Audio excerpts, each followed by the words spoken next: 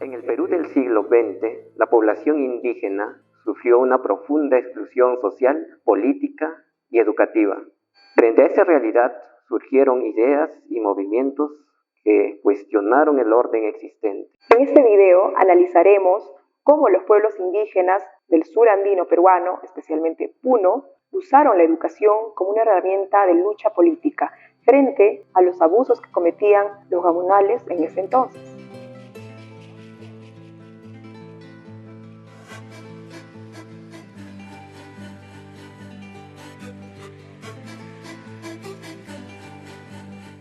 A finales del siglo XIX e inicios del siglo XX, la región de Puno, entre otras regiones, presenciaron un fuerte auge de producción y exportación de la lana, ya sea de la oveja y alpaca. Entonces, la lana se convirtió en un producto muy valioso, que generaba grandes ganancias para los hacendados, los comerciantes, relacionados y vinculados muchas veces al mercado internacional. Sin embargo, este gran auge económico no beneficiaba a las comunidades indígenas, sino que engrandecía el poder económico y político para los hacendados. Puno se había convertido en el principal productor de fibra de lana cotizada en el mercado internacional. Es así que mediante las casas comercializadoras ubicadas en Arequipa, se dieron las exportaciones hacia Europa y Estados Unidos. Esta demanda externa impulsó a los gamonales a expandir sus haciendas, y por otro lado, la producción lanera indígena era marginada y adquirida a precios ínfimos. Esto, sumado al despojo coercitivo de sus tierras, la modalidad que estos utilizaban era inventar sublevaciones indígenas para recurrir a represiones extremas. Estos eran coludidos con el superfecto, con el juez de paz y la iglesia, encarcelando, matando y dictando juicios injustos a los campesinos.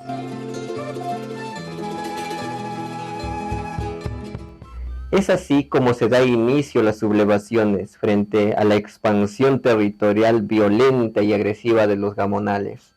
A inicios del siglo XX estallaron numerosas rebeliones campesinas, y el más conocido de entre ellas fue el de Rumimaki, que se dio en el año 1915.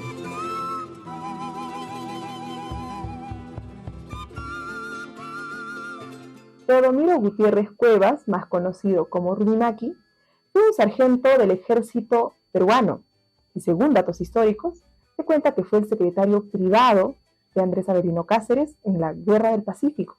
También fue subprefecto de la provincia de Chucuito y del departamento de Junín entre los años de 1903 a 1906, provocando así el rencor y las molestias por parte de los gamonales, los diputados y senadores nacionales en ese momento por su actitud pro-indígena. Años más tarde, durante el gobierno de Benavides, en 1914, fue deportado a Chile. Un año más tarde, a su regreso, empezó a organizar a la población indígena, especialmente de la región de Puno, siendo así una de sus tantas rebeliones y ataques a la hacienda San José. A pesar de que su ataque no tuvo éxito, el gobierno lo acusó de traición a la patria y lo encerró en la cárcel de Arequipa, del cual escapó años más tarde. Puno era un departamento con menor desarrollo de nuestro país y con una población mayoritaria de indígenas y analfabetos. Entonces, esta población era vista como mentalmente limitados, incluso como ignorantes.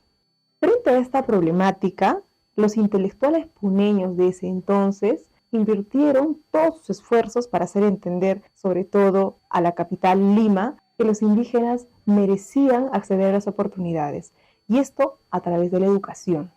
Es así que grandes fueron los intentos de los indígenas para poder crear con sus propios medios escuelas rurales clandestinas. Y también constantemente recurrían a enviar cartas a la ciudad de Lima, al gobierno central, pidiendo que les enviasen docentes para sus escuelas.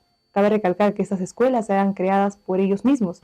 Incluso ofrecían el sueldo para estos docentes. Pero muchos de esos intentos fueron truncados por los gamonales.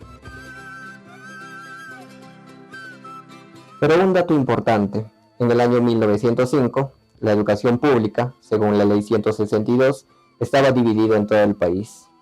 Por una parte, teníamos a las escuelas elementales, donde podían asistir los indígenas solo por 2 años. Y por otra parte, tenemos a los centros escolares, donde podían asistir hijos de criollos, blancos, aristocracia e hijos de gamonales, hasta por 5 años a más.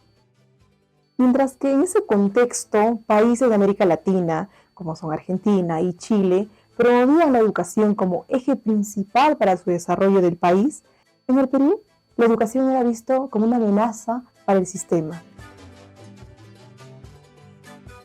Frente a estas injusticias, los campesinos emprendían viajes a la ciudad de Lima de forma presencial para poder hacer llegar sus petitorios, aun sabiendo que sus vidas podían correr en riesgo por parte de los gamonales. Tal es así que en uno de esos tantos intentos, Andrés Maita, un líder indígena presto a viajar a Lima, fue detenido arbitrariamente por los gamonales, fue encarcelado y en los próximos días fue decapitado. Era el riesgo que corrían muchos indígenas para poder alcanzar sus derechos. La creación de las escuelas rurales para los indígenas de todas las edades buscaba desde la educación ser un acto de liberación frente al sistema político. En 1902, el maestro Manuel Camacho fundó la Escuela Particular para los Indígenas en Utahuilaya. En esta escuela enseñaba a escribir y a leer en castellano, así como también enseñaba técnicas de salud y de cultivo. Esto bastó para ser clausurado por los gamonales. Sin embargo, gracias a la ayuda de la Asociación Pro Indígena y de la Misión Adventista, el maestro pudo recuperar su escuela. La segunda experiencia es la creación de la Escuela Perfección Catacora Rojas, que estaba orientado a preparar a las masas para que actuaran en un movimiento revolucionario a favor de los indios. Esta escuela adoctrinó a los obreros e indios con un sentido más humanista, transmitiéndoles conocimiento científico. Además, estuvo orientada a formar líderes campesinos, ya que de allí saldrían los futuros dirigentes. Estos campesinos formados en lo político tuvieron una participación significativa en el Comité Pro Indígena del Tahuantinsuyo. Este vínculo con este comité permitió una cercanía con Lima, incluso con el gobierno de Augusto Leguía, un vínculo con el respaldo legal del Estado para poder crear un pueblo completamente autónomo indígena, es decir, cortar con su totalidad ante el sistema de explotación por parte de los gamonales. Un dato importante que esta comitiva en una ocasión viajó a la ciudad de Lima, reuniéndose así nuevamente con el gobierno de Augusto Leguía, quien en ese entonces le dio el respaldo total a este pueblo y por otro lado les brindó un plano de la ciudad de Lima para que estos pudiesen replicar como ejemplo en la fundación de la nueva ciudad autónoma. Durante un corto tiempo los indígenas tuvieron aliados importantes en el Estado peruano, pero esto se vio irrumpido por los gamonales, quienes finalmente los obtuvo reprimidos hasta la reforma agraria de 1969. La tercera experiencia de una escuela fue del educador José Antonio Encinas, quien tenía mucha preocupación por la educación para los indios. El autor decía que la finalidad de la escuela no solo era enseñar a leer o escribir en castellano, sino también generar en el campesino el sentido de pertinencia y la seguridad en sí mismos. Por otro lado, la labor de los docentes era orientar y guiar a los educandos. Podemos concluir en cómo la educación fue un arma de esperanza y resistencia frente a la opresión y explotación que vivían los campesinos en manos de los gamonales.